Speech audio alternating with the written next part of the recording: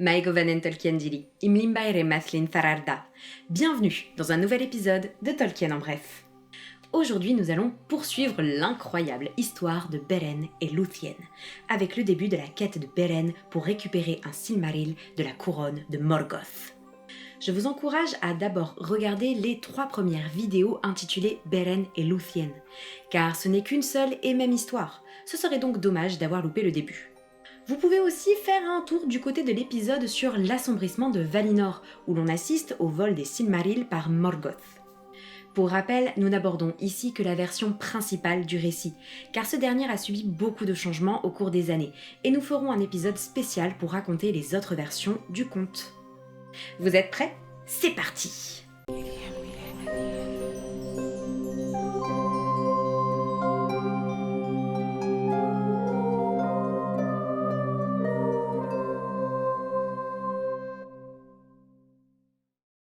Donc, Beren et Luthien s'aimaient, mais leur idylle secrète avait été révélée à Thingol, roi du Doriath, et père de Luthien.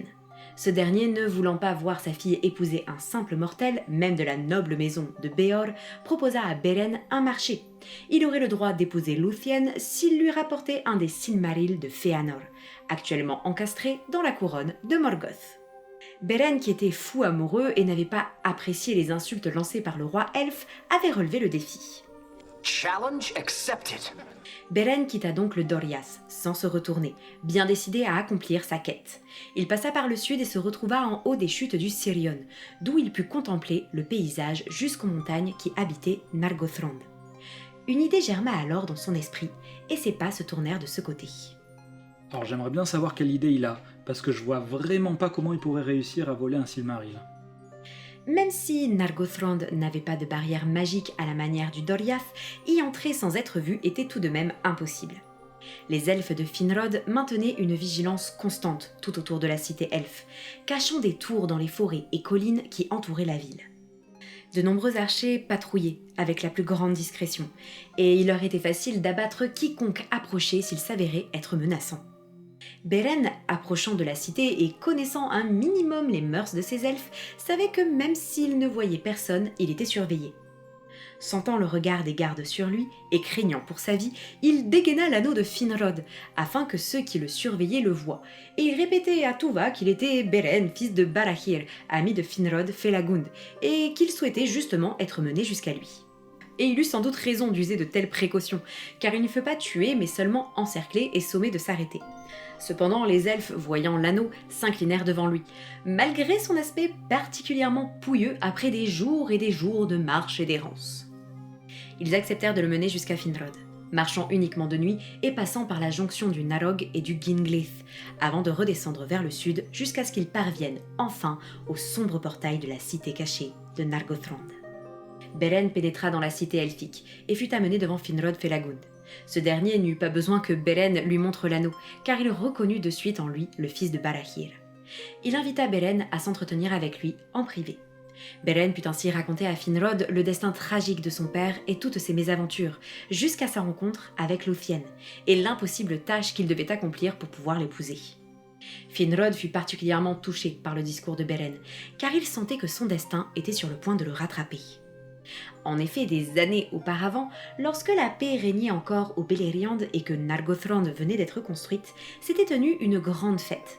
Galadriel, sœur de Finrod, était revenue du Doriath pour l'occasion et avait demandé à son frère pourquoi il n'avait pas d'épouse. Selon les versions, les liens familiaux de Finrod changent.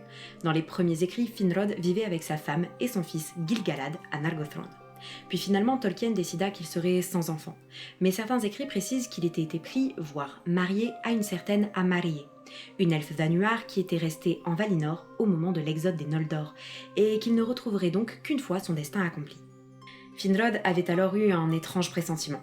Il avait senti que bientôt il prêterait un serment qui le conduirait dans les ténèbres, et qu'il devait être libre de pouvoir l'accomplir. Il ne pouvait donc avoir ni femme ni enfant. Il avait senti également que de toute façon tout serait perdu et qu'il n'aurait donc aucun héritage à transmettre à sa descendance. Mais je m'égare, revenons-en à nos moutons. Finrod affirma à Beren que son potentiel beau-père cherchait clairement à le faire tuer avec une telle mission. Mais il ajouta que Thingol était bien mal avisé de demander un Silmaril, car ces derniers étaient toujours sous le serment de Fëanor, et risquaient donc d'amener le malheur sur Thingol et son royaume. Pour rappel, Fëanor et ses fils avaient juré de récupérer les Silmarils à Morgoth et de poursuivre quiconque chercherait à les garder pour lui. Mais pour plus de détails, je vous renvoie à l'épisode traitant de ce sujet. Or, il se trouve que Celegorm et Curufin, deux des fils de Fëanor, vivaient justement à Nargothrond, depuis qu'ils avaient aidé Orodreth, frère de Finrod, à réchapper aux orques lors de la prise de Tol Sirion.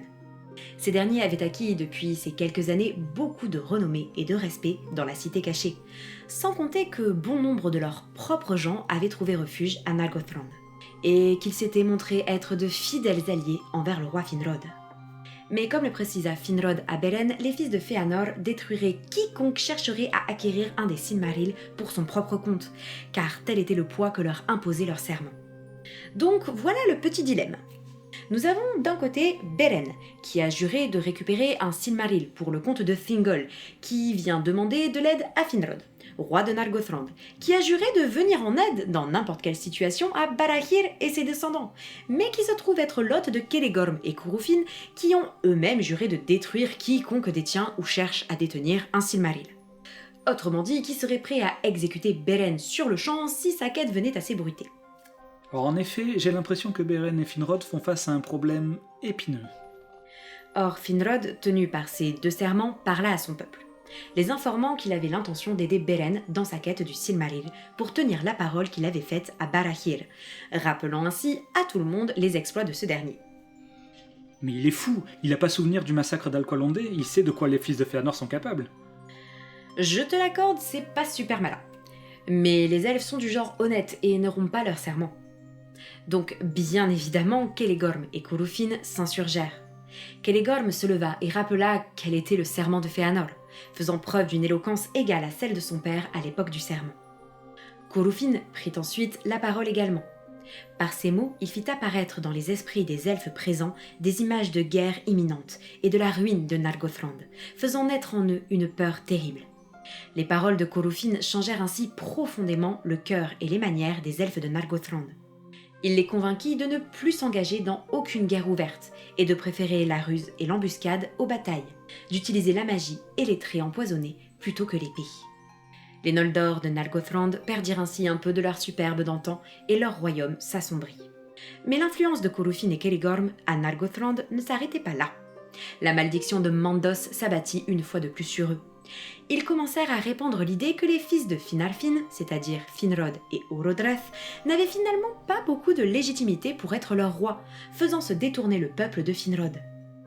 Celegorm et Curufin commençaient même à ourdir un plan consistant à envoyer Finrod à la mort, histoire de récupérer le trône de Nargothrond. Je m'attendais vraiment pas à ce que ça parte à la Game of Thrones cette histoire. Finrod, sentant le vent tourner, prit les devants. Il jeta sa couronne à ses pieds, disant que si son peuple et les fils de Fëanor voulaient trahir leur roi, lui en revanche ne romprait pas son serment et accompagnerait Beren dans sa quête. Il demanda à l'assemblée s'il y en avait qui lui restaient fidèles et qui souhaitaient l'accompagner, histoire de ne pas laisser leur roi partir de la ville comme un pouilleux. 10 elfes s'avancèrent et se proposèrent de l'accompagner. Leur chef, Edrahil, prit la couronne du roi et demanda à ce qu'elle soit remise à un intendant. Orodreth, frère de Finrod, fut ainsi nommé à la tête de la cité, ce qui enchanta les fils de Fëanor, car ils savaient qu'ils pourraient aisément le contrecarrer. Petit aparté sur Orodreth.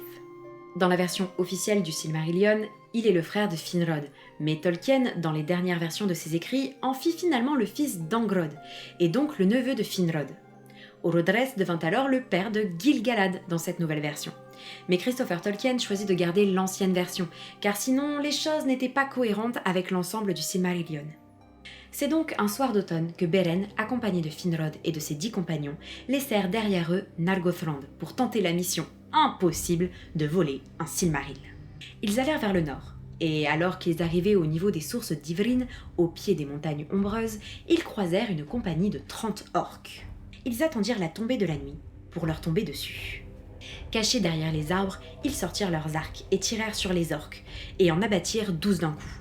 Finrod lança alors l'assaut, et brandissant leurs épées, ils tombèrent sur les malheureux orques totalement déboussolés. Ils les massacrèrent ainsi tous, et récupérèrent leurs équipements et leurs armes. Alors j'aimerais bien que tu m'expliques pourquoi ils volent les équipements des orques. Ils étaient pas partis à poil quand même. Il récupère tout ça car Finrod, grâce à ses pouvoirs, donne à sa compagnie l'allure, la forme et le visage d'orque. Chacun, en plus des dards de poison, des arcs tordus et des sabres courbes, voit ses oreilles grandir et ses dents devenir acérées. Ah, je savais bien que les elfes faisaient de la magie. On fera un épisode spécial sur la notion de magie dans l'univers de Tolkien, parce que c'est vrai qu'avec ce conte notamment, on perd un peu la notion de magie d'influence dont je vous parlais. Ainsi déguisés, ils purent avancer discrètement dans cette région qui était envahie d'orques et passèrent incognito jusqu'à Tol Ingaoth. Ah mais attends, c'est pas là que Sauron s'était installé avec son armée et surtout les loups-garous? C'est là que ça va mal finir pour eux, hein. Oui. Sauron sentit en effet une présence inhabituelle autour de son domaine. Il vit la compagnie et eut des doutes, car non seulement il semblait être très pressé, mais en plus il ne s'arrêtait pas à la tour pour faire leur rapport, alors que c'était l'ordre qu'avaient reçu tous les serviteurs de Morgoth qui passaient par là. Finrod, Beren et leurs compagnons furent donc interceptés par les serviteurs de Sauron, qui les conduisirent dans sa forteresse pour justifier leur attitude face au chef. Dans la première version, ce passage est très différent, et à la place de Sauron apparaît le fameux Tevildo, le chat géant maléfique. C'est notamment pour pouvoir vous parler de ce personnage que nous ferons un épisode spécial. Sauron, voyant qu'il y avait chez ces orques une supercherie, commença par les questionner. Finrod tenta de donner le change, essayant de se faire passer pour les orques qu'ils avaient massacrés, et prétendant être attendu par un capitaine orc plus au nord. Or, Sauron sentit les mensonges, et ce que Finrod lui disait entrait en contradiction avec les nouvelles les plus fraîches qu'il pouvait avoir. Alors Sauron entama un chant dont le pouvoir était de faire tomber les masques et de briser les autres sortilèges. Mais Finrod ne se laissa pas faire. Sentant le pouvoir de Sauron, il entama un autre chant pour lutter. Sauron et Finrod combattirent ainsi en duel, chant contre chant, sortilège contre sortilège, chacun cherchant à briser celui de l'autre. Mais finalement, Sauron eut le dessus, et Finrod fut vaincu, faisant par la même occasion disparaître les déguisements orques et révélant leur véritable nature. Cependant, Sauron avait beau savoir maintenant que ce n'étaient pas des orques, mais un humain et des elfes, il ne parvint pas à tirer d'eux plus d'informations. Il ignorait donc toujours qui ils étaient et surtout ce qu'ils manigançaient. Dans une ancienne version du texte où Sauron est alors remplacé par le sorcier Thu, c'est grâce à un sortilège de Finrod que leur nom et leur destination ne sont pas connus de Sauron.